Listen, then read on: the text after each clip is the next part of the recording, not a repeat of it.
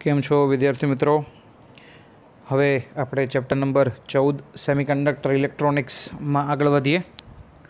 તો આપણે જે જોયેલું છે એ બધાનું ક્વિકલી રિવિઝન જરાક જોઈ લઈએ. ઇનિશિયલી પ્રસ્તાવના આપણે પૂરી કરેલી, એમાં મારે તમને જાજુ કંઈ યાદ કરાવવાની જરૂર નથી. સેમિકન્ડક્ટરની ખાસિયત અને ફાયદા જે છે એ આપણે જોયેલા હતા. ત્યાર પછી વાહકતાના આધારે વર્ગીકરણ આપણે જોયેલું હતું. એ પૂરું થાય પછી પ્રાથમિક અને મિશ્ર પ્રકારના અર્ધવાહકો આપણે જોયેલા હતા. એ પૂરું થાય ત્યાર પછી ઉર્જા પટ એટલે કે બેન્ડ વિશે આપણે જોયેલું હતું કે valence brand and conduction band સૌથી મહત્ત્વની વસ્તુ. સિલિકોન અને જર્મેનિયમમાં ઉર્જા સ્તરો વિશે આપણે માહિતી મેળવેલી હતી. બરાબર. ત્યારબાદ આ જે આકૃતિ છે એમાં સુવાહક, અર્ધવાહક અને અવાહક એમના વિશે આપણે માહિતી મેળવેલી. ત્યાર પછી શુદ્ધ અર્ધવાહક કોને કહેવાય એને આપણે જોયેલો, સિલિકોન. બરાબર. એની અંદર રહેલા કોવેલન્ટ બોન્ડ્સ વિશે આપણે ચર્ચા કરેલી. ત્યાર પછી જે છે એ અશુદ્ધ અર્ધવાહકની આપણે ચર્ચા જે છે એ કરેલી હતી. બરાબર. એ પૂરું થાય પછી અશુદ્ધ અર્ધવાહકમાં આપણે એક એવી વાત કરેલી હતી કે અશુદ્ધ અર્ધવાહક કોને કહેવાય. બરાબર. તો આપણે એવી ચર્ચા કરેલી હતી કે વાહકની વાહકતા વધારવા માટે એમાં જે અશુદ્ધિ ઉમેરવામાં આવે છે, એ અશુદ્ધિ ઉમેરવાના લીધે જે પ્રક્રિયા થાય છે, આ પ્રક્રિયાને કહેવામાં આવે છે ડોપિંગ. અને ડોપિંગ દરમિયાન તમે જે બહારથી અશુદ્ધિઓ ઉમેરો છો, પાર્ટિકલ્સ ઉમેરો છો, એને કહેવામાં આવે છે ડોપન્ટ્સ. ડોપન્ટ્સ જે છે એના આપણે બે પ્રકાર જોયેલા હતા. એક પ્રકાર છે એને આપણે કીધેલો હતો ટ્રાઇવેલેન્ટ અને એકને કીધેલો હતો પેન્ટાવેલેન્ટ. બરાબર. પેન્ટાવેલેન્ટ જે છે એ 5મા સમૂહમાં આવેલો એક જે તત્વો છે, જો એમને ઉમેરવામાં આવે તો આ અશુદ્ધિને પેન્ટાવેલેન્ટ અશુદ્ધિ કહેવાય. અને જો ત્રીજા સમૂહમાં આવેલા જે તત્વો છે એને ઉમેરવામાં આવે તો આવી અશુદ્ધિને ટ્રાઇવેલેન્ટ અશુદ્ધિ કહેવાય. તો તમે કયા પ્રકારની અશુદ્ધિ ઉમેરો છો? 5 નંબરમાંથી અશુદ્ધિ ઉમેરો છો કે 3 નંબરમાંથી અશુદ્ધિ ઉમેરો છો? એના આધારે જે સેમિકન્ડક્ટર છે એના બે પ્રકાર પડે છે. એક છે N પ્રકારના અર્ધવાહક અને બીજું છે P પ્રકારના અર્ધવાહક. બરાબર. તો આકૃતિ આપણે પછી જોઈએ. તો N પ્રકારના અર્ધવાહકની જ્યારે ચર્ચા થતી હોય ત્યારે મિત્રો યાદ રાખજો કે જો તમે પેન્ટાવેલેન્ટ પ્રકારની અશુદ્ધિ ઉમેરવા છો, પસંદગી તમે પેન્ટાવેલેન્ટ પ્રકારના અશુદ્ધિની કરશો, એટલે કે આર્સેનિક છે, એન્ટીમની છે અથવા ફોસ્ફરસ છે, આ ત્રણમાંથી કોઈ એકની પસંદગી કરો એટલે એવું કહેવાય કે તમે સમૂહ 5માંથી તત્વ પસંદ કરેલું છે અથવા તમે પેન્ટાવેલેન્ટ જે અશુદ્ધિ છે એ પસંદ કરેલી છે. હવે પેન્ટાવેલેન્ટ અશુદ્ધિ આપણે એટલે જ કહીએ છીએ કે એની બાહ્યતમ કક્ષામાં કેટલા ઇલેક્ટ્રોન હોય મિત્રો? 5 ઇલેક્ટ્રોન હોય છે. હવે એને ધ્યાનમાં રાખી અને આપણે આ આકૃતિ જે છે એ ડિસ્કસ કરીએ. બરાબર. તો આમાં હજી તમને ઝૂમ કરી અને પ્રોપરલી બતાવું તો શરૂઆતમાં મિત્રો પરિસ્થિતિ એવી હશે કે જ્યાં તમને +4 દેખાય છે એ બધી જ જગ્યાએ સિલિકોન પરમાણુ આવેલા હશે. અને જે વચ્ચે તમને +5 દેખાય છે ત્યાં પણ 4 જ હશે, એટલે કે સિલિકોન જ હશે. હવે આપણે શું કરવું છે તો કે આપણે બહારથી જે છે એ સિલિકોનને દૂર કરી અને એક પેન્ટાવેલેન્ટ અશુદ્ધિ આપણે ઉમેરીએ છીએ. બરાબર. તો અહીંયા જે આપણે અશુદ્ધિ ઉમેરશું એ અશુદ્ધિ કયા પ્રકારની હશે? તો આ અશુદ્ધિ જે છે એ પેન્ટાવેલેન્ટ પ્રકારની હશે. હવે પેન્ટાવેલેન્ટ પ્રકારની અશુદ્ધિ ઉમેરશો એટલે અહીંયા રહેલો સિલિકોન જે છે ને એ તો આખો બહાર જ નીકળી જાય અને એની જગ્યાએ કોણ આવીને બેસી જાય? એની જગ્યાએ પેન્ટાવેલેન્ટ અશુદ્ધિ આવીને બેસી જાય. પછી એ આર્સેનિક હોય, એન્ટીમની હોય કે ફોસ્ફરસ હોય. હવે આપણે ચર્ચા કરી એ પ્રમાણે જે પેન્ટાવેલેન્ટ અશુદ્ધિ છે એની બાહ્યતમ કક્ષામાં 5 ઇલેક્ટ્રોન હોય. તો આપણે વાત કરેલી હતી કે વચ્ચે જે સિલિકોન છે એના બાહ્યતમ કક્ષામાં 4 ઇલેક્ટ્રોન હશે. આ 1, આ 2, આ 3 અને આ 4. તો આ સિલિકોન શું કરશે? તો પાડોશના આ 1, અહીંયા છે 2, આ 3 અને આ 4 ઇલેક્ટ્રોનની સાથે સહસંયોજક બંધ બનાવશે અને એમના પણ જે એક ઇલેક્ટ્રોન છે, એટલે કે આ નીચેનો જે સિલિકોન છે એના માટે આ 1, આના માટે આ, આના માટે 1 અને આના માટે 1. તો એ લોકો પોતપોતાના 1 ઇલેક્ટ્રોન છે એ ભાગીદારીમાં જોડશે અને સિલિકોન સ્ટેબલ થશે. હવે સિલિકોનની જગ્યાએ આપણે પેન્ટાવેલેન્ટ અશુદ્ધિ મૂકેલી છે. પેન્ટાવેલેન્ટ અશુદ્ધિ પાસે 4 નહીં, કેટલા ઇલેક્ટ્રોન છે? 5 ઇલેક્ટ્રોન છે. ઓલરાઈટ. તો આ 5 ઇલેક્ટ્રોન જે પેન્ટાવેલેન્ટ અશુદ્ધિ પાસે પડેલા છે એમાંથી શું થશે મિત્રો? 4 ઇલેક્ટ્રોન જે છે ને એ તો જૂનો સિલિકોન જેમ બંધ બનાવતો હતો, એટલે કે સપોઝ આ 1, આ 2, આ 3 અને અહીંયા 4. 4 ઇલેક્ટ્રોન તો પાડોશીની સાથે જે છે એ બંધ બનાવવામાં વપરાય જ જવાના છે. પણ અહીંયા જે 5મો ઇલેક્ટ્રોન છે એ કોઈપણની સાથે બંધ બનાવવામાં વપરાશે નહીં. એ જે છે ને એ એની આજુબાજુના અવકાશમાં મુક્ત રીતે જકડાયેલો રહેશે, કારણ કે ન્યુક્લિયસનું એની ઉપર નિર્બળ એવું આકર્ષણ બળ હશે. કોવેલેન્ટ બોન્ડની અંદર જે બાકીના 4 પ્રબળ રીતે જકડાઈ ગયા છે એવી રીતે એ 5મો ઇલેક્ટ્રોન છે એ પ્રબળ રીતે જકડાયેલો નહીં હોય. ન્યુક્લિયસનું એને નિર્બળ એવું આકર્ષણ હશે. હવે ન્યુક્લિયસનું નિર્બળ આકર્ષણ હશે ને એટલે એને ન્યુક્લિયસના બંધનમાંથી જો તમારે માની લ્યો કે દૂર કરી દેવો હોય તો તમારે જે ઉર્જા આપવી પડે એને આપણે આયનીકરણ ઉર્જા કહીએ છીએ. કારણ કે તમે એને ઉર્જા આપશો અને માની લ્યો કે એ પરમાણુ છે ઇલેક્ટ્રોન ગુમાવશે એટલે એનું રૂપાંતર આયનમાં થઈ જશે. એટલે આયનમાં રૂપાંતર કરવા માટે જે ઉર્જા જરૂરી છે એને આપણે આયનીકરણ ઉર્જા કહીએ છીએ. તો આને બહાર લાવવા માટે જે ઉર્જા જરૂરી છે એને આપણે આયનીકરણ ઉર્જા કહીશું. અને આ આયનીકરણ ઉર્જાનું મૂલ્ય ખૂબ નીચું હશે. કદાચ પાછો પ્રશ્ન થાય કે સર શા માટે નીચું હશે? તો મિત્રો નીચું હોવાનું કારણ એ છે કે આ જે ઇલેક્ટ્રોન છે એ બંધમાં જકડાયેલો નથી. એ માત્ર અને માત્ર ન્યુક્લિયસ જે છે એ ન્યુક્લિયસના નિર્બળ આકર્ષણથી જકડાયેલો છે. બરાબર. એટલે જે 5મો ઇલેક્ટ્રોન છે એને જો તમારે દૂર કરવો હોય તો તમે ખૂબ નાની ઉર્જા આપશો એટલે 5મો ઇલેક્ટ્રોન જે છે ને બરાબર એ કેવા ઇલેક્ટ્રોન તરીકે વર્તે? મુક્ત ઇલેક્ટ્રોન તરીકે વર્તે. અને ધાતુઓ છે ને મિત્રો એની પાસે મુક્ત ઇલેક્ટ્રોન હોય ને તો જ એ વિદ્યુત પ્રવાહ અથવા ઉષ્માનું વહન કરી શકે. તો આ તો અર્ધ ધાતુ છે. તો અર્ધ ધાતુ પાસે આ વધારાનો મુક્ત ઇલેક્ટ્રોન આવી ગયો છે એટલે કે હવે તે વિદ્યુત અને ઉષ્માનું વહન કરી શકશે. બરાબર. ટૂંકમાં ઉષ્મા અને વિદ્યુતનું વહન કરવું હોય તો મુક્ત ઇલેક્ટ્રોનની જરૂર પડે.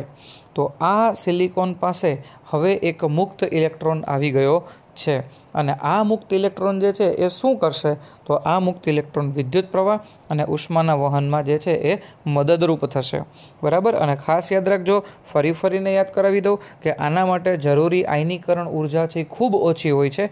ઇવન તમે ઓરડાનું તાપમાન લેશો, બરાબર, ઇવન તમે ઓરડાનું તાપમાન એટલે કે માત્ર 300 કેલ્વિનનું તાપમાન અથવા જેને આપણે 27 ડિગ્રી સેન્ટીગ્રેડ કહીએ છીએ એટલું ઓછું તાપમાન લેશો ને તો પણ આ ઇલેક્ટ્રોન જે છે એ બહાર આવી જશે અને વિદ્યુત પ્રવાહનું વહન શરૂ થઈ જશે.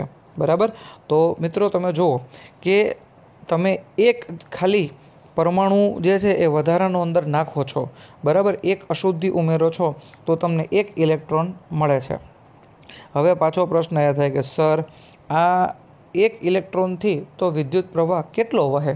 બરાબર. તો મિત્રો તમે વિચાર કરો કે તમારી પાસે આપણે જે ડોપિંગ કરીએ છીએ તે ડોપિંગ જે છે એનો રેશિયો છે ppm. ppm એટલે પાર્ટ્સ પર મિલિયન. 10 લાખે 1. બરાબર. 10 લાખે 1.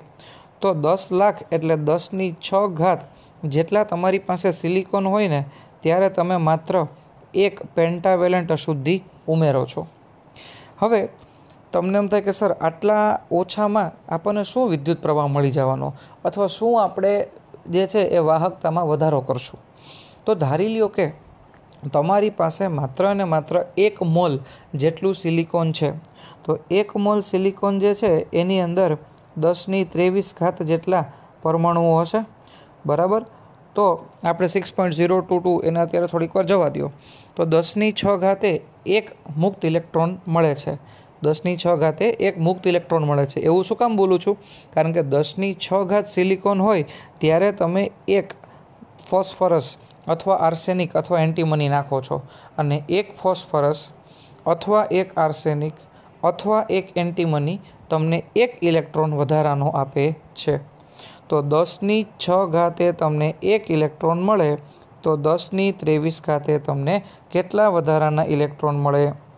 તો જો હું આને સાદુરૂપ આપું ને તો 10⁻³ એટલે લગભગ તમને 10⁻17 જેટલા મુક્ત ઇલેક્ટ્રોન મળે.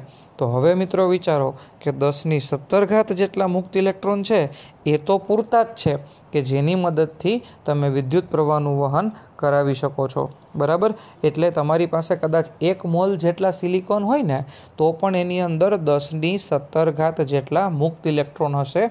એટલે એ લોકો પુષ્કળ પ્રમાણમાં સારી રીતે વિદ્યુત પ્રવાહનું વહન કરી શકશે.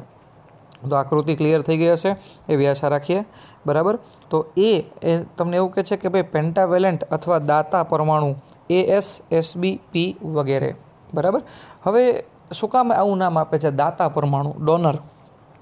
તો ડોનર કહેવાનું કારણ એવું છે મિત્રો કે જે તમારી પાસે અહીંયા જે પરમાણુ તમે મૂકો છો, આર્સેનિક હોય, એન્ટીમની હોય કે ફોસ્ફરસ હોય, એની બાહ્યતમ કક્ષામાં ટોટલ 5 ઇલેક્ટ્રોન છે. 5 ઇલેક્ટ્રોનમાંથી 4 ઇલેક્ટ્રોન તો બાજુમાં બંધ બનાવવામાં વપરાય જ જાય છે, જેમ સિલિકોનમાં વપરાતો હતો તેમ. પણ આ 1 ઇલેક્ટ્રોન વધારાનો જે છે એ આપેલા સ્ફટિકને પ્રાપ્ત થાય છે. એટલે આ જે તમારી પાસે અશુદ્ધિ છે, આર્સેનિક હોય, એન્ટીમની હોય, ફોસ્ફરસ હોય, એ આપેલા સ્ફટિકને વધારાના ઇલેક્ટ્રોનનું શું કરે છે? દાન કરે છે. વધારા ઇલેક્ટ્રોનનું દાન કરે છે. અને દાન કરે ને એને દાનવીર, ડોનર કહેવામાં આવે છે. બરાબર. એટલે અહીંયા જે છે એ જો તમે પેન્ટાવેલેન્ટ પ્રકારની અશુદ્ધિ મૂકશો તો એ દાતા છે. બરાબર. એ કેવું છે? દાતા છે, અથવા ઇંગ્લિશમાં એને કહેવામાં આવે છે ડોનર. તો આ પ્રકારની અશુદ્ધિને આપણે ડોનર અશુદ્ધિ તરીકે વાપરશું. બરાબર. તો આ જે આકૃતિ હતી એની આપણે ચર્ચા કરી. હવે આપણે બી આકૃતિ તરફ જઈએ. તો પહેલાં જોઈએ કે ભાઈ ટેક્સ્ટબુકવાળા બી આકૃતિમાં શું તમને આપેલું છે. તો બી આકૃતિમાં એવું કહે છે કે ભાઈ N પ્રકારનો પદાર્થ જે છે એના માટે સામાન્ય રીતે ઉપયોગમાં લેવાનું રેખાચિત્ર છે જે ફક્ત ડોનર પરમાણુના ચોક્કસ કેન્દ્રને વધારાના ધન વિદ્યુતભાર અને તેની સાથે સંકળાયેલા વધારાના ઇલેક્ટ્રોન સાથે દર્શાવે છે. બરાબર. જો મિત્રો એક વસ્તુ યાદ રાખજો કે અહીંયા તમે સિલિકોન લ્યો છો. બરાબર. તો સિલિકોન પોતે વિદ્યુતની દ્રષ્ટિએ તટસ્થ છે. સિલિકોન જે છે બરાબર એ વિદ્યુતની દ્રષ્ટિએ કેવો છે? તટસ્થ છે. કારણ શું? તો કે સિલિકોનનું જે ન્યુક્લિયસ છે એની અંદર જો 14 જેટલા પ્લસ હોય, એના ન્યુક્લિયસમાં જો 14 જેટલા પ્લસ હોય તો બહાર 14 જેટલા ઇલેક્ટ્રોન હશે.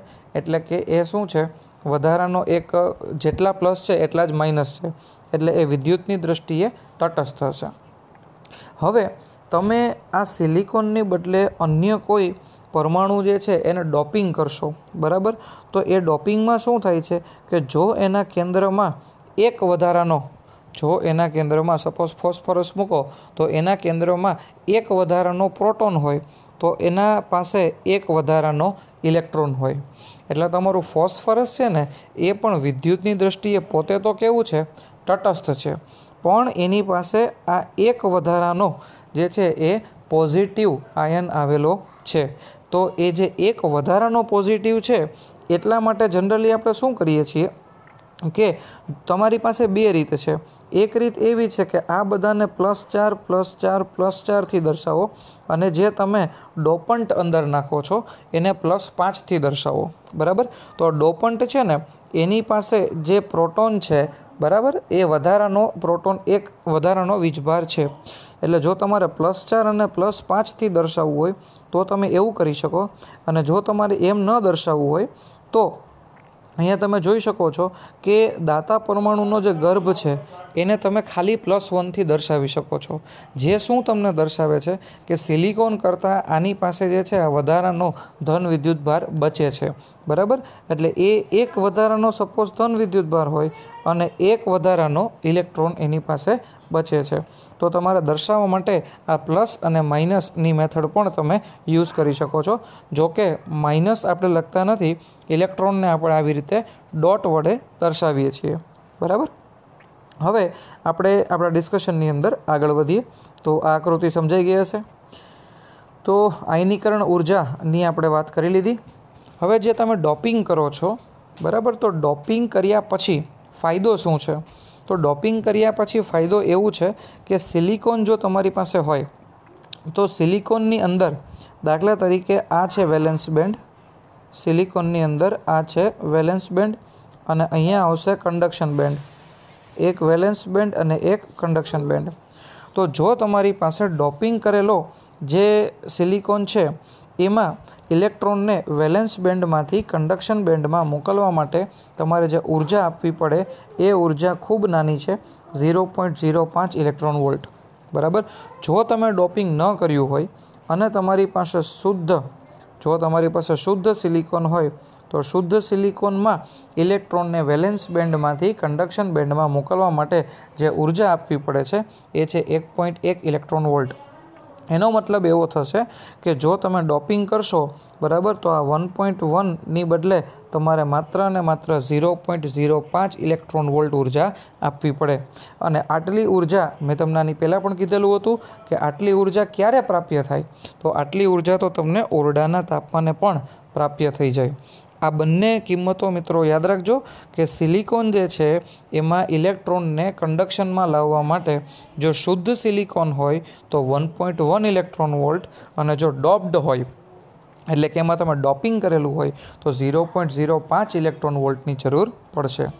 જ્યારે આ જ મૂલ્ય જર્મેનિયમ માટે જો ડોપિંગ કરેલું હોય તો 0.01 ઇલેક્ટ્રોન વોલ્ટ અને જો ડોપિંગ કરેલું ન હોય તો 0.72 ઇલેક્ટ્રોન વોલ્ટ જે છે એ તમારે આપવા પડે છે.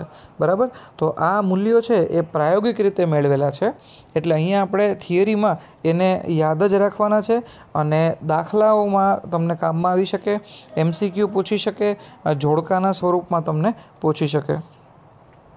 ત્યાર પછી અહીંયા જે અશુદ્ધિ ઉમેરવામાં આવે છે, આર્સેનિક છે, એન્ટીમની છે, ફોસ્ફરસ છે, એ વધારાના એક ઇલેક્ટ્રોનનું દાન કરે છે, એટલા માટે આપણે એને દાતા અશુદ્ધિ તરીકે ઓળખીએ છીએ.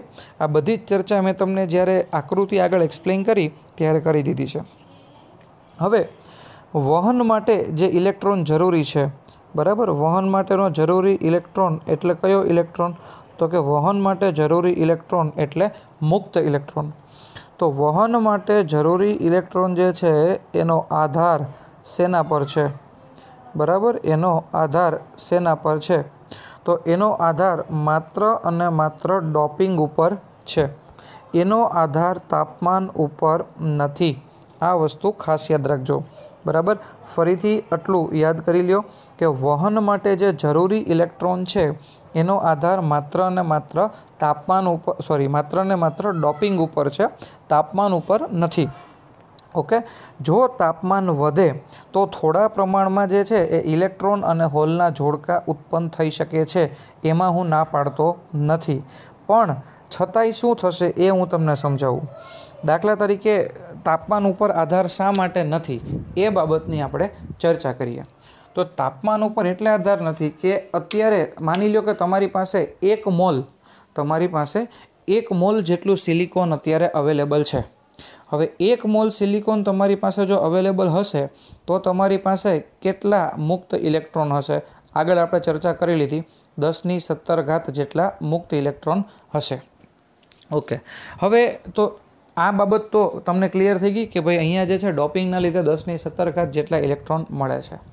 હવે માની લ્યો કે તાપમાન વધશે એટલે થોડા પ્રમાણમાં શું થાય? ઇલેક્ટ્રોન અને હોલના જોડકા ઉત્પન્ન થાય.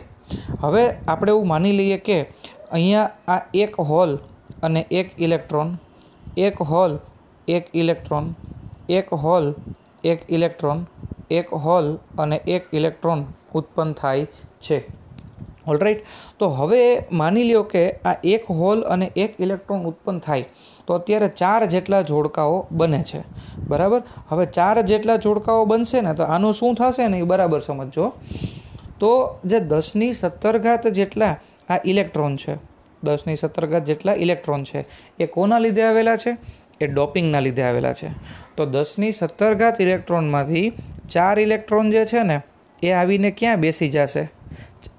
ચાર ઇલેક્ટ્રોન જે છે એ આવીને હોલમાં બેસી જશે, બરાબર. એટલે અલ્ટિમેટલી એ શું કરશે, હોલની અસરને નાબૂદ કરી નાખે છે. ઓકે, તો આ હોલની અસરને નાબૂદ કરી દીધા તો પણ આ ચાર ઇલેક્ટ્રોન તો તમારી પાસે બાકી રહે જ છે. તો એનો મતલબ એવો થયો કે જે આપણે ડોપિંગ કરેલું હતું એમાં મારા જે ચાર ઇલેક્ટ્રોન જે ખર્ચાણા આ હોલને બુરવામાં 1, 2, 3 અને 4, તો પછી સામે આ ચાર ઇલેક્ટ્રોન આપણને પ્રાપ્ય થઈ જાય છે. એટલે અહીંયા મેજોરિટી ચાર્જ કેરિયર તરીકે કોણ રહેશે, ઇલેક્ટ્રોન રહેશે, બરાબર. એટલે આ બધા જે ઇલેક્ટ્રોન છે ને એ હોલની અસરને નાબૂદ કરી દેશે. આશા રાખું છું કે ક્લિયર થયું હશે. ફરીથી એકવાર જોઈ લ્યો કે વહન માટે જરૂરી ઇલેક્ટ્રોન જે છે એ ડોપિંગ ઉપર આધાર રાખે છે, બરાબર. એ ડોપિંગ ઉપર આધાર રાખે છે, તાપમાન ઉપર નહીં. જો તાપમાન વધે તો થોડા પ્રમાણમાં ઇલેક્ટ્રોન અને હોલના જોડકા ઉત્પન્ન થશે, બરાબર. પણ એમ છતાં એની કોઈ અસર હોતી નથી. એકવાર એક્ઝામ્પલ ફરીથી આપી અને તમને સમજાવી દઉં, બરાબર.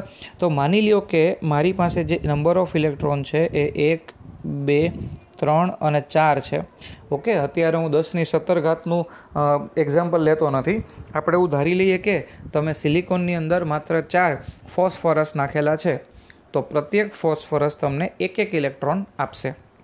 હવે તાપમાન વધવાના લીધે ધારી લ્યો કે તાપમાન વધવાના લીધે એવું થાય છે કે એક અહીંયા હોલ, બરાબર, અને એક ઇલેક્ટ્રોન, આ એક હોલ અને એક ઇલેક્ટ્રોનનું જોડકું બને છે. આટલું સમજાણું. આ તાપમાન વધે છે એટલે થોડા પ્રમાણમાં ઇલેક્ટ્રોન અને હોલના જોડકા બનશે. ઓબ્વિયસલી આવા કેસમાં નંબર ઓફ હોલ અને નંબર ઓફ ઇલેક્ટ્રોન સરખા હશે, બરાબર. જો એક હોલ બને તો ભેગો એક ઇલેક્ટ્રોન બને, એક હોલ અને એક ઇલેક્ટ્રોન, એક હોલ અને એક ઇલેક્ટ્રોન. હવે થોડી વાર પછી શું થશે, થોડી વાર પછી એવું થાય કે આ ઇલેક્ટ્રોન જે છે ને એ આવી અને અહીંયા હોલની અંદર બેસી જાય, એટલે આ નીકળી ગયો, અને આ ઇલેક્ટ્રોન જે છે એ અહીંયા આવીને હોલમાં બેસી જાય, તો આ નીકળી ગયો. તો હવે મિત્રો એવું છે કે ઇલેક્ટ્રોન જે છે હોલમાં બેસી ગયો એટલે આ અસર નાબૂદ અને આ અસર પણ નાબૂદ. તો હવે ચોખ્ખા ગતિ કરી શકે એવા કેટલા ઇલેક્ટ્રોન છે, 1, 2, 3, 4. સ્ટાર્ટિંગમાં કેટલા હતા, 4. સ્ટાર્ટિંગમાં 4. કદાચ આ જોડકા ઉત્પન્ન થાય છે તો પણ કેટલા છે, 4. સમજાય છે. હવે છેલ્લો પ્રશ્ન કદાચ તમારા મગજમાં આવે કે સર માની લઈએ કે તમે જે છે એ 10⁻17 જેટલા મુક્ત ઇલેક્ટ્રોન અંદર મૂકેલા છે. પીપીએમ પ્રમાણે તમે 10⁻17 જેટલા મુક્ત ઇલેક્ટ્રોન મૂકેલા છે. હવે તમે એમ કહો છો કે ભાઈ દાખલા તરીકે જો 100 ઇલેક્ટ્રોન હોલના જોડકા ઉત્પન્ન થાય, તાપમાન વધારો, અને માની લ્યો કે 100 જેટલા હોલ, બરાબર, અને 100 જેટલા ઇલેક્ટ્રોન ઉત્પન્ન થાય તો શું થાય, તો આ 10⁻17 છે, બરાબર, એમાંથી 10⁻15 ઇલેક્ટ્રોન વધે, બાકીના 100 ઇલેક્ટ્રોન જે છે એ આમાં આવી અને આની અસરને નાબૂદ કરી નાખે, તો પણ પાછા આ 100 ઇલેક્ટ્રોન તો છે જ, એટલે સરવાળો પાછો 10⁻17 થઈ ગયો. મારું કહેવાનું તમને એ છે કે કદાચ તમે એમ કહો કે સર હું જો તાપમાન વધારું અને આ જે ઇલેક્ટ્રોન હોલના જોડકા ઉત્પન્ન થાય છે એ 10⁻17 કરતાં પણ વધારે થાય તો શું થાય. મિત્રો એવું પોસિબલ એટલે નહીં થાય કે જો તમે તાપમાન એટલું બધું વધારશો ને તો તમારું સિલિકોનનું સ્ટ્રક્ચર જ વિખાઈ જશે, બરાબર. સિલિકોનનો એટમ ઓગળી જાય, પીગળી જાય, એ પોતાનું મૂળભૂત સ્વરૂપ છે એ ગુમાવી દેશે. એટલે એવું તો શક્ય થશે નહીં. એટલે હવે આ બાબત તમને ક્લિયર થઈ ગઈ હશે કે વહન માટે જરૂરી ઇલેક્ટ્રોન જે છે એનો આધાર માત્ર ડોપિંગ ઉપર છે, એનો આધાર તાપમાન ઉપર નથી. ઓકે, બીજું અહીંયા N પ્રકારથી ઓળખાવાનું કારણ પણ તમને જે છે એ સમજાઈ ગયું હશે. N પ્રકારથી ઓળખાવાનું કારણ શું છે, તો કે અહીંયા નંબર ઓફ ઇલેક્ટ્રોન જે છે that is very much greater than number of hole. અહીંયા મિત્રો પ્રિન્ટમાં મિસ્ટેક છે, નંબર ઓફ ઇલેક્ટ્રોન જે છે એ નંબર ઓફ હોલ કરતાં વધારે હશે. આ પ્રિન્ટ મિસ્ટેક છે, આને કન્સિડર ન કરતા, બરાબર. તો અહીંયા ઇલેક્ટ્રોનની સંખ્યા છે એ હોલની સંખ્યા કરતાં ખૂબ વધારે હશે, બરાબર. અહીંના નંબર ઓફ ઇલેક્ટ્રોન છે એ ખૂબ મોટા હશે. ઓકે, તો એના હિસાબે અહીંયા વધારે પ્રમાણમાં ઇલેક્ટ્રોન હોય છે, અને ઇલેક્ટ્રોન જે છે એ નેગેટિવ પોલારિટી ધરાવે છે. એટલા માટે નેગેટિવના N ઉપરથી આ પદાર્થ છે એ N પ્રકારના અર્ધવાહક તરીકે ઓળખાય છે. હવે P પ્રકારના અર્ધવાહકમાં જઈએ એની પહેલાં આટલી ચર્ચા જે છે એ ફરીથી કરી લઈએ. તો માની લ્યો કે તમારી પાસે જે શુદ્ધ સિલિકોન છે એ શુદ્ધ સિલિકોનની અંદર જો હું પેન્ટાવેલેન્ટ અશુદ્ધિ ઉમેરું, એટલે કે આર્સેનિક છે, એન્ટીમની છે કે ફોસ્ફરસ છે, તો એના બાહ્યતમ કક્ષામાં 5 ઇલેક્ટ્રોન હશે. 5 ઇલેક્ટ્રોનમાંથી 4 ઇલેક્ટ્રોન જે છે એ પાડોશીની સાથે બંધ બનાવવામાં વપરાઈ જશે, જેમ સિલિકોન વાપરતો તો એ પ્રમાણે. પણ 1 ઇલેક્ટ્રોન જે છે એ સ્ફટિકને વધારાનો પ્રાપ્ત થશે. આ ઇલેક્ટ્રોન એ ન્યુક્લિયસની સાથે નબળી રીતે જોડાયેલો હોય છે, એટલે એને જો તમારે સ્ફટિકમાંથી બહાર કાઢવો હોય અને વિદ્યુત પ્રવાહના વહનમાં ઉપયોગમાં લેવો હોય તો એને આપવી પડતી ઉર્જા છે એ ખૂબ જ ઓછી હશે, એટલે કે એના માટે આયનીકરણ ઉર્જા ખૂબ ઓછી હશે. અને આ ઇલેક્ટ્રોન જે છે એ મુક્ત ઇલેક્ટ્રોન તરીકે વર્તે છે અને સિલિકોનની વાહકતામાં વધારો કરશે. ઓકે, હવે બીજું કે અહીંયા મેં તમને કીધું એમ કે સિલિકોન જે છે બરાબર અહીંયા +4 આપે છે અને તમે જે કંઈ વધારાની અશુદ્ધિ ઉમેરો છો એના જો બહારની સાઈડ એક વધારાનો ઇલેક્ટ્રોન છે, બાહ્યતમ કક્ષામાં 1 ઇલેક્ટ્રોન વધારે છે, તો સામે કેન્દ્રમાં પણ 1 ઇલેક્ટ્રોન 1 પ્રોટોન જે છે એ વધારે છે. એટલે જો તમે અહીંયા +4 લખતા હોય તો અહીંયા તમારે +5 લખવું પડે. એટલે કે તમે જો માત્ર અહીંયા એક વખત પ્લસની નિશાની દોરો તો પણ ચાલે. અહીંયા તમારે જે છે સિલિકોન માટે કોઈ પણ જાતનું પ્લસ માઇનસ ન દર્શાવો તો એની સાપેક્ષમાં તમે ખાલી +1 લખો છો તો એ એવું સાબિત કરે છે કે આની પાસે 1 જેટલો ધન વિદ્યુતભાર વધારે છે. એમ છતાં સમગ્ર સ્ફટિક જે છે એ તો વિદ્યુતભારની દ્રષ્ટિએ તટસ્થ જ છે, કારણ કે અહીંયા 1 જેટલો પ્લસ વધારે છે તો એની પાસે 1 ઇલેક્ટ્રોન પણ વધારે છે. સમજાય છે? તો આ બાબત તો હંમેશા યાદ રાખજો કે જે આખો સ્ફટિક છે ને એ વિદ્યુતની દ્રષ્ટિએ હંમેશા તટસ્થ રહેશે. એ સિવાય આ બંને મૂલ્ય જે છે મેં તમને કીધું એમ યાદ રાખજો કે સિલિકોન જો શુદ્ધ હોય તો 1.1 અને ડોપ્ડ હોય તો 0.05. જર્મેનિયમ જો શુદ્ધ હોય તો 0.72 અને ડોપ કરેલું હોય તો 0.01. ઓકે, આ થિયરી પૂરી થાય પછી કઈ રીતે આ 0.05 આવે અને કઈ રીતે 0.01 આવે એ છેલ્લે હું તમને આકૃતિ દ્વારા સમજાવીશ. દાતા અશુદ્ધિ શા માટે કહેવાય? તો કે એ ઇલેક્ટ્રોનનું દાન કરે એટલા માટે દાતા અશુદ્ધિ કહેવાય. બરાબર, વહન માટે જરૂરી ઇલેક્ટ્રોન છે એ માત્ર ને માત્ર ડોપિંગ ઉપર આધાર રાખશે, તાપમાન ઉપર આધાર નહીં રાખે. ખૂબ જ વિસ્તારથી આપણે એની ચર્ચા કરી લીધી. N પ્રકારથી ઓળખાવાનું કારણ જે છે એ શું છે? તો કે એમાં નંબર ઓફ ઇલેક્ટ્રોન છે નંબર ઓફ હોલ કરતાં વધારે હોય છે. આ પ્રિન્ટ મિસ્ટેક છે. બરાબર, અહીંયા આવશે number of electron is very much greater than number of hole. Okay, હવે તમને એમ થશે કે સર તમે આટલો બધો ટાઈમ જે છે એ N પ્રકારને આપેલો છે, તો હવે શું અમારે આટલી મોટી કથા છે એ P માટે સાંભળવાની? નહીં. ઓકે, આપણે 90% આપણી થિયરી પૂરી કરી લીધી છે. N પ્રકારના અર્ધવાહક અને P પ્રકારના અર્ધવાહક 90 નહીં 95% થિયરી આપણે પૂરી કરી લીધી છે. હવે P પ્રકારના અર્ધવાહકમાં સેમ ટુ સેમ કેસ છે, પણ P પ્રકારના અર્ધવાહકની અંદર શું છે તો કે જો તમારી પાસે આ સિલિકોનનું જ આખું સ્ટ્રક્ચર છે, ઓકે, એમાં આ 4 વાળા જે છે ને એ બધા શું છે? સિલિકોન છે. જો આ 4 વાળા સિલિકોન છે. હવે આપણે એવું કરીએ કે ડોપિંગ કરવામાં ટ્રાઇવેલેન્ટ પ્રકારની અશુદ્ધિ મૂકીએ. ડોપિંગમાં શું કરીએ આપણે? ટ્રાઇવેલેન્ટ પ્રકારની અશુદ્ધિ મૂકીએ. એટલે કે એલ્યુમિનિયમ જે છે, ઇન્ડિયમ છે, બોરોન છે, બરાબર, આ બધી ટ્રાઇવેલેન્ટ પ્રકારની અશુદ્ધિ છે. અને ટ્રાઇવેલેન્ટ પ્રકારની અશુદ્ધિ એટલે કે જેની બાહ્યતમ કક્ષામાં 3 ઇલેક્ટ્રોન હોય.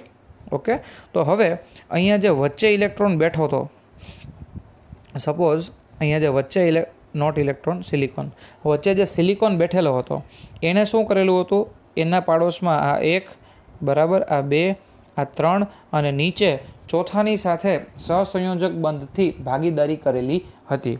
પણ હવે તમે અહીંયા ટ્રાઇવેલેન્ટ અશુદ્ધિ નાખો છો, એનો મતલબ થાય કે એની બાહ્યતમ કક્ષામાં 3 જ ઇલેક્ટ્રોન હશે.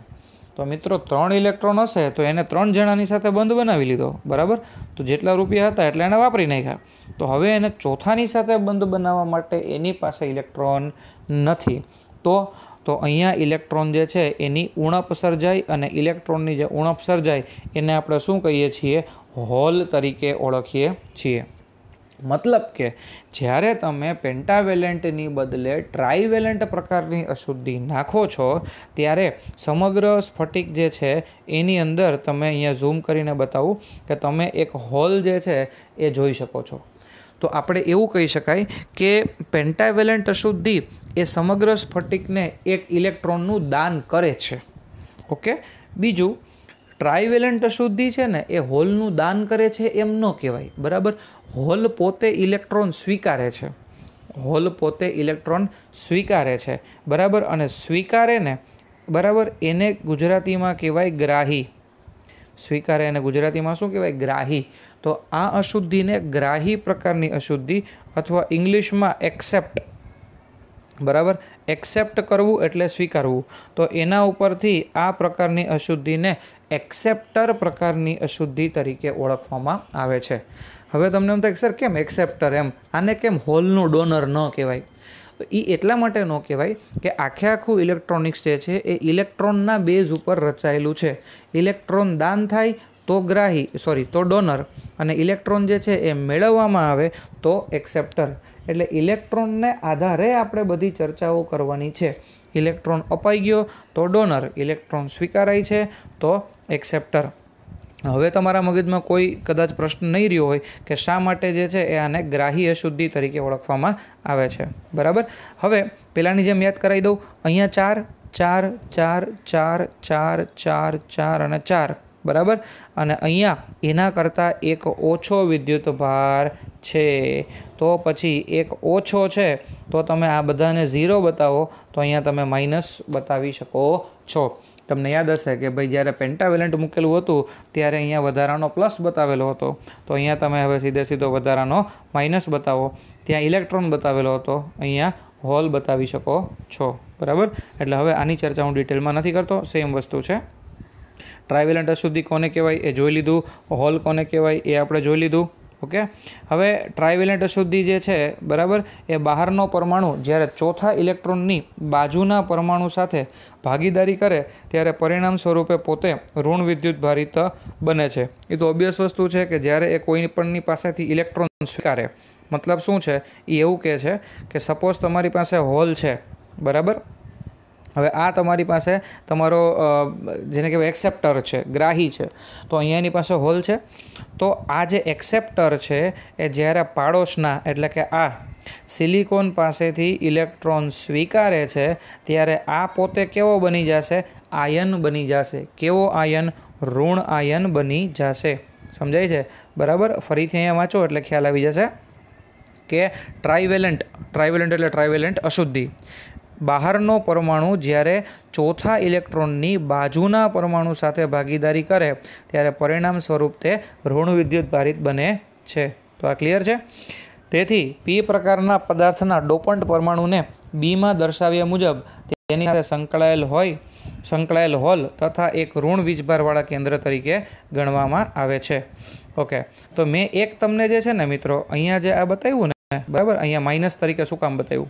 તો એક મેં તમને કીધું કે અહીંયા પ્લસ માઇનસની રીતે કહી શકો, અથવા બીજું તમે શું કહી શકો કે આ જે હોલ છે ને એ પોતે ઇલેક્ટ્રોન સ્વીકારે છે. ઇલેક્ટ્રોન સ્વીકારે છે એટલે પોતે ઋણ આયન બની જાય. તો એટલા માટે પણ તમે ઋણ આયન લખી શકો. તો સિમિલર કેસ જે છે એ અહીંયા તમે જે છે એ એવું લખી શકો કે સપોઝ આ જે ઇલેક્ટ્રોન છે, બરાબર, આ વધારાનો ઇલેક્ટ્રોન આનું દાન થાય છે, આ પોતે ઇલેક્ટ્રોન ગુમાવે છે, એટલે અહીંયા તમે વધારાનો પ્લસ પણ લખી શકો. જોકે આપણે ચર્ચા કરી એમાં મેં તમને ફોસ્ફરસ કીધેલું હતું, એટલે પાછું કદાચ કોઈના મગજમાં એ પણ આવે કે સર ફોસ્ફરસ છે, બરાબર, એની પાસે સિલિકોન કરતાં એક પ્લસ વધારે છે. એન્ટીમની હોય, બરાબર, આર્સેનિક હોય, એની પાસે તો પ્લસ ઘણા બધા વધારે હોય, તો પછી કેમ ત્યાં ઘણા બધા પ્લસ વધારે નથી?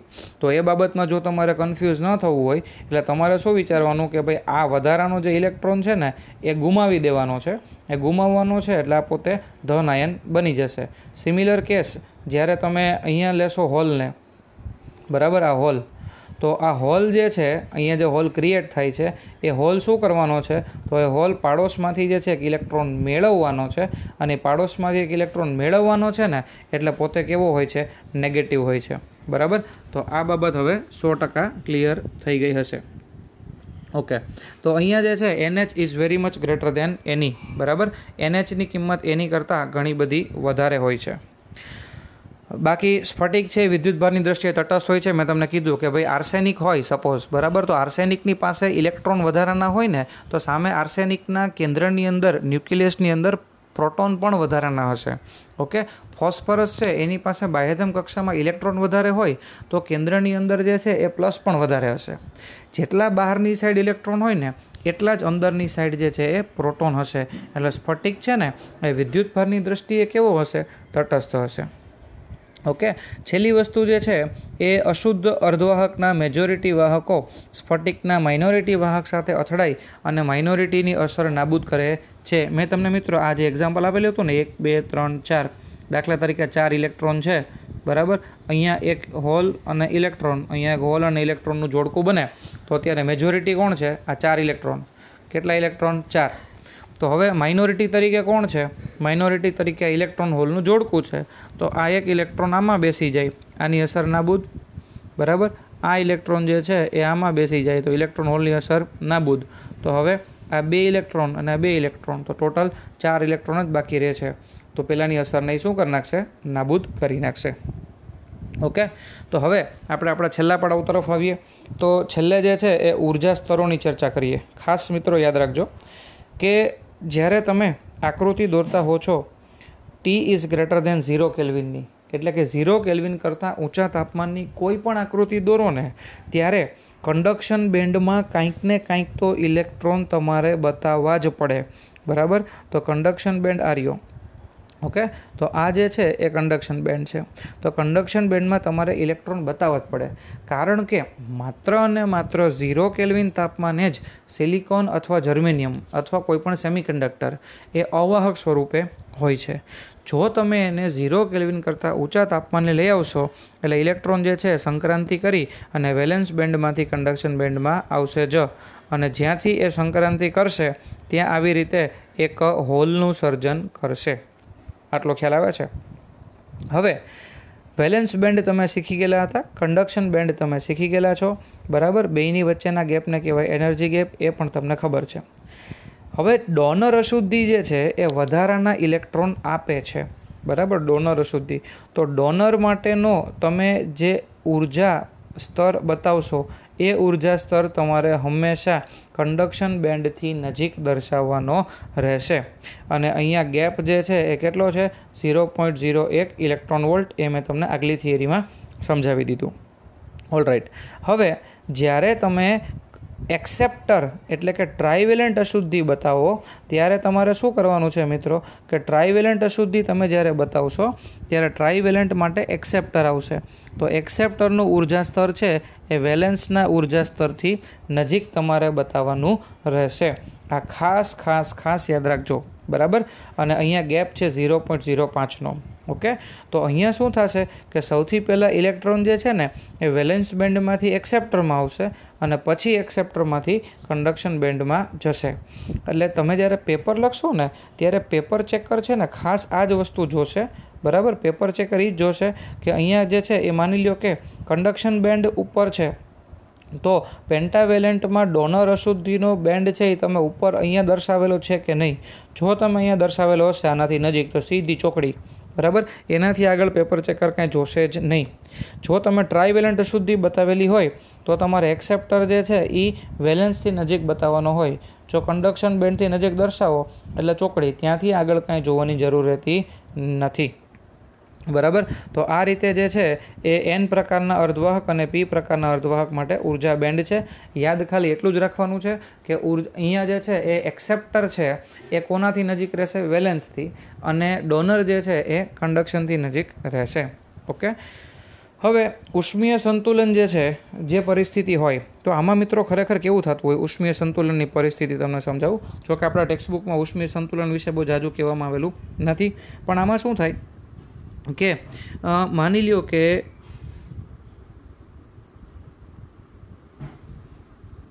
કે અહીંયાથી એક ઇલેક્ટ્રોન જે છે વેલેન્સ બેન્ડમાંથી ક્યાં જાય? કન્ડક્શન બેન્ડમાં જાય. તો અહીંયા એક હોલ બને છે. હવે આ હોલ બને ને મિત્રો એટલે તરત શું થાય ખબર છે? કે નીચેનો જે ઇલેક્ટ્રોન છે ને એ સંક્રાંતિ કરી અને એની જગ્યાએ આવી જાય અને આ હોલ છે એ બુરાઈ જાય અને અહીંયા એક હોલ બને. જેવો નીચે એક હોલ બને ને એ જ સમયે શું થાય કે આ કોઈ ઇલેક્ટ્રોન હોય ને એ પોતે સંક્રાંતિ કરી અને આ હોલમાં જાય તો અહીંયા નવો હોલ બને. એ જ સમયે અહીંયાનો જે ઇલેક્ટ્રોન છે ને એ પાછો સંક્રાંતિ કરી અને કન્ડક્શન બેન્ડમાં જાય તો અહીંયા હોલ બનશે. તો આ ઇલેક્ટ્રોન અહીંયા આવશે, અહીંયા હોલ બને. તો ઇન શોર્ટ શું છે કે નીચેથી આ ટૂંકમાં પહેલો ઇલેક્ટ્રોન ઉપર જાય, એની જગ્યા ખાલી પડે ત્યાં બીજો ઇલેક્ટ્રોન આવે, એની જગ્યા ખાલી પડે ત્યાં ત્રીજો ઇલેક્ટ્રોન આવે, એની જગ્યા ખાલી પડે ત્યાં ચોથો ઇલેક્ટ્રોન આવે. આમ ઇલેક્ટ્રોન જે છે ને એ સતત ને સતત જે છે એ ગતિ કરતા રહે છે. તો ઉષ્મીય રીતે આ પ્રક્રિયા ચાલુ હોય. તો આ સંતુલનની પ્રક્રિયામાં શું થશે? તો નંબર ઓફ ઇલેક્ટ્રોન અને નંબર ઓફ હોલ્સ આ બેનો ગુણાકાર જે છે, બરાબર, નંબર ઓફ ઇલેક્ટ્રોન અને નંબર ઓફ હોલ આ બેનો ગુણાકાર કોના જેટલો થાય? ni² જેટલો થાય. બરાબર, આ સીધું તમારે સ્વીકારી લેવાનું છે. અને આની જો સાબિતી જોતી હોય તો ડિટેલમાં જૂની ટેક્સ્ટબુકમાં આપેલી છે. અહીંયા તમારે આ બાબત સ્વીકારવાની છે કે કોઈ પણ પ્રકારનો અર્ધવાહક હોય, મતલબ કે ઇન્ટ્રિન્સિક કે એક્સટ્રિન્સિક, શુદ્ધ અર્ધવાહક કે અશુદ્ધ અર્ધવાહક, બધા માટે number of electron, number of hole આ બેનો ગુણાકાર ni² બરાબર થાય છે. અને ni² માં i એટલે શું છે? ઇન્ટ્રિન્સિક, શુદ્ધ માટેનો i છે. બરાબર, આપણે ઉદાહરણ જોશું ને એટલે આ જે સૂત્ર છે એનું મહત્ત્વ તમને એક્ઝેક્ટલી ખ્યાલ આવશે. એટલે આના પછીના સેશનમાં હું દાખલા જ લેવાનો છું કે જેથી તમે ni અને NHનું મહત્ત્વ સમજી શકો. છેલ્લી વસ્તુ છે કે કાર્બન છે એના માટે એનર્જી ગેપ 5.4 છે, ખૂબ મોટો છે, એટલા માટે જે અવાહક છે. જ્યારે સિલિકોન અને જર્મેનિયમ 1.1 અને 0.7 ઇલેક્ટ્રોન વોલ્ટ કે જેને આપણે સેમિકન્ડક્ટરની શ્રેણીમાં મૂકીએ છીએ. બરાબર, તો અહીંયા આપણે આ N અને P પ્રકારને પૂર્ણ જાહેર કરીએ છીએ. હવે નેક્સ્ટ જે સેશન સ્ટાર્ટ થશે એ હશે આપણો PN જંક્શન, P અને Nને ભેગા કરવાનો. પણ એની પહેલાં આને લગતા આપણે દાખલાઓ જે છે એને જોવાના છે. એટલે હું એના વિડીયો જે છે તમને મોકલીશ. અને PN જંક્શનને સમજતા પહેલાં અહીંયા સુધીના વિડીયો ખૂબ સારી રીતે સમજી લેજો, તો જ આગળ P અને N જંક્શન કેવી રીતે બને છે એ ખ્યાલ આવશે. શું છે N પ્રકારનો અર્ધવાહક, કેવી ઇમ્પ્યુરિટી જે છે એ દાખલ કરવાની છે, ક્યારે ઇલેક્ટ્રોનનું દાન થાય છે, ક્યારે હોલ જે છે વધારાના બને છે, ઓકે, શું કામે પ્લસ લખવામાં આવે છે, શું કામે માઇનસ લખવામાં આવે છે.